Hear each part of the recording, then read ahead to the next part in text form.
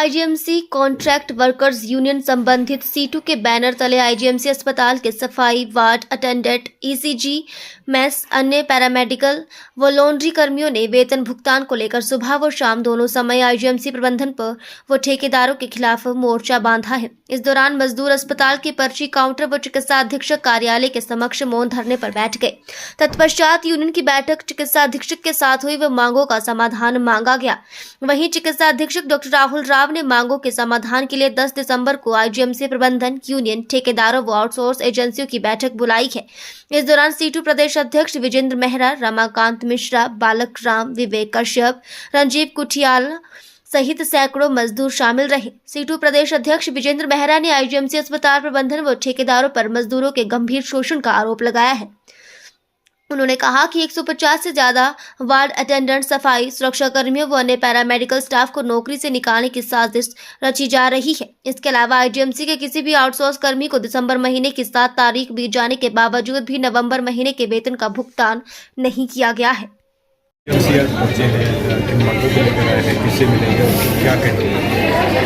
IGMC contract workers union जो situ से संबंधित है, उसके बैनर तले आज हम आईजीएमसी के जो मजदूर हैं उनकी मांगों को लेकर, उनकी जो दिक्कतें, समस्याएं काफ़ी लंबे समय से उनको लेकर आए थे। आज एमएस साहब से मिलने एक मास डेपुटेशन था, शांतिपूर्वक एक प्रदर्शन था, मौन प्रदर्शन था। लेकिन अभी क्योंकि एमएस साहब हैं नहीं, किसी कार्यक्रम में व्यस्त हैं, तो उन्होंने कहा है कि आफ्टर लंच जो है वो आएंगे और बातचीत करेंगे।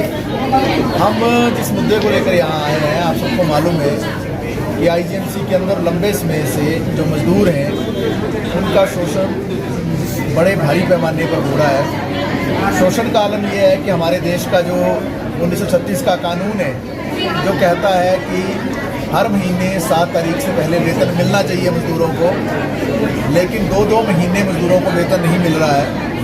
और ये सिर्फ अभी के 2 महीने की बात नहीं है, पिछले काफ़ी लंबे समय से जब यूनियन जो है मुखर हो जाती है, एमएस से मिलने आ जाती है या मौन प्रदर्शन कर देती है, तो उस समय आनन फानन में पिछला भुगतान कर दिया जाता है, लेकिन आगे के लिए परिस्थितियां यथावत वैसी ही रहती हैं। अभी भी 2 महीने से मजदूरों को वेतन नहीं मिला। दूसरा प्रश्न ये भी है कि हमारा एक समझौता आईजीएमसी प्रबंधन से हुआ था और उस समझौते में आईजीएमसी प्रबंधन ने बहुत सारी शर्तों को कबूल किया था, बहुत सारी सुविधाओं को देने की बात कही थी। लेकिन आज स्थिति ये है कि आप देख पा रहे हैं कि हमारे बहुत सारे जो यहाँ साथी ड्रेस में हैं, जो ड्यूटी पर हैं, अगर इनको चेंजिंग भी करनी हो, ड्रेस की चेंज करनी हो, तो कोई सीढ़ियों पर चढ़ रहा है, कोई छत पर चढ़ रहा है, कोई बाथरूम में जा रहा है, कोई नर्स के कमरे में जाना पड़ता है और फिर जो है उनको वहाँ से बाहर भी धकेल दिया जाता है। तो आप कल्पना कीजिए कि जिस आईजीएमसी के अंदर महिलाएं एक भारी संख्या में काम कर रही हैं, क्या एक सभ्य समाज के अंदर ऐसा हो सकता है क्या हम अपने परिवारों में, घरों में क्या ओपन में अपनी ड्रेस को चेंज करते हैं? क्या कमरा होता है ना, कोई चेंजिंग रूम होता है जिसको इन्होंने स्वीकार किया था, वो चेंजिंग रूम आज तक नहीं मिला। ये भी इन्होंने बात कही थी कि जो ये न्यू ओपीडी ब्लॉक बनेगा, तो यहाँ तक कहा था कि हर ब्लॉक, हर मंजिल पर एक कमरा जो है हम चेंजिंग रूम के रूप में जो व्यवस्था करेंगे, लेकिन वो हुआ नहीं। दूसरी बात यह है कि छुट्टियों के संदर्भ में भी समझौता हुआ था और देश का भी कानून है छुट्टियों के संदर्भ में, वो छुट्टियां मजदूरों को उस रूप में मिलती नहीं है, उनको बताया नहीं जाता, उनको दी नहीं जाती हैं। अगर छुट्टी पे चले जाते हैं, एब्सेंट लगा दी जाती है, उनका वेतन काट लिया जाता है।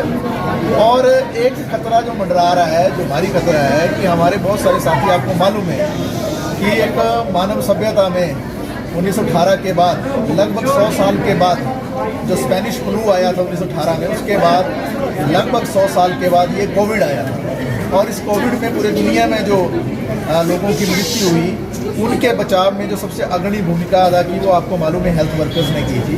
और हेल्थ वर्कर्स का मतलब होता है डॉक्टर्स, नर्सिंग स्टाफ, सफाई के लोग, वार्ड अटेंडेंट, सिक्योरिटी का staff, paramedical, data entry operator, कोई भी आदमी जो अस्पताल के अंदर काम कर रहा है वो हेल्थ वर्कर है। तो ये जो हेल्थ वर्कर्स काम कर रहे थे जो आउटसोर्स के रूप में, इनको पहले आप सबको मालूम है पूरे हिमाचल से भी निकाल दिया गया 1850 के करीब, फिर बाद में यहाँ आईजीएमसी के अंदर भी इनको बाहर कर दिया गया, बाद में रख लिया गया जो आंदोलन हुआ यहाँ पर।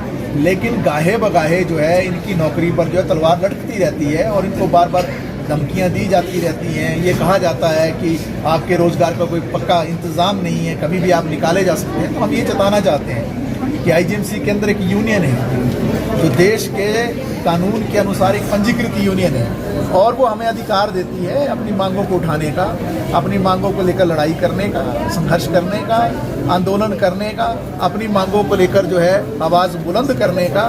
तो अगर जो है मजदूरों की मांगों को यहाँ पूर्ण नहीं किया जाता, समय पर तनख्वाह नहीं मिलती है, वर्दी जैसा कहा जाता है कि 2 ड्रेस मिलनी चाहिए, वो मनमर्जी का खेल है। और जैसे मर्जी आती है, कभी एक ड्रेस दे दी। अब बताइए हर दिन मजदूर को काम करना है क्या? एक ही वर्दी से मजदूर रोज काम करेगा? और यहाँ तो इन्फेक्शन बहुत ज़्यादा होती है अस्पतालों में। अगर ये वर्दी जो है 2 सेट नहीं मिलेंगे और उसको चेंज नहीं कर पाएगा तो इन्फेक्शन से खुद भी ग्रस्त होगा मजदूर और परिवार वालों को इन्फेक्शन देगा, और जो दूसरों के सेहत की सुरक्षा करने चले हैं वो खुद असुरक्षित हो जाएंगे। तो ये बहुत सारी चीज़ें हैं जिन विषयों को लेकर जो है तनख्वाह समय पर मिलने का विषय है, ईपीएफ का सवाल है कि वो समय पर कटना चाहिए और पूरे रूप में उसका इंतज़ाम जो है होना चाहिए या पूरा उसका रख रखाव होना चाहिए, मेडिकल सुविधा ये सही का सवाल है। ये सारे सवाल जो है हमने उठाए थे 21 तारीख को जब मिले थे एमएस साहब से, तो उन्होंने आश्वासन दिया था कि इन सारी समस्याओं का निराकरण होगा, समाधान होगा, लेकिन उस समस्याओं का समाधान नहीं हुआ है। तभी आज हमें आना पड़ा है और हम ये चेताना चाहते हैं यूनियन की ओर से कि आप ये मानकर मत चलें कि आईजीएमसी के अंदर आंदोलन नहीं हो सकता है। देश के कानून में ये कहीं नहीं लिखा है कि अस्पतालों के अंदर भी कानून के आंदोलन नहीं हो सकते। अगर मजदूर को आप व्यथित करोगे, तंग करोगे, उसके श्रम कानून को लागू नहीं करोगे, उसको सुविधा नहीं दोगे, तो मजदूर के पास क्या चारा होगा? अंततः मजदूर के पास वही चारा होगा जो ट्रेड यूनियन गतिविधि का है, चाहे धरना प्रदर्शन है, रैली है, हड़ताल भी उसमें शामिल है। और ज़रूरत पड़ेगी तो हड़ताल की और भी हम आगे बढ़ेंगे। और ये सिर्फ हम कह नहीं रहे हैं, उसका बाकायदा हम पूरा जो तैयारी करेंगे। हम उम्मीद करते हैं कि जो वायदा किया 21 तारीख को, कि जो समझौता किया है यूनियन के साथ और जो देश का कानून है उसके इतर भी, उस कानून को और समझौते को लागू करेंगे। अक्षरशः अगर नहीं लागू करेंगे तो निश्चित तौर से जो आंदोलन को हम आगे ले जाएंगे।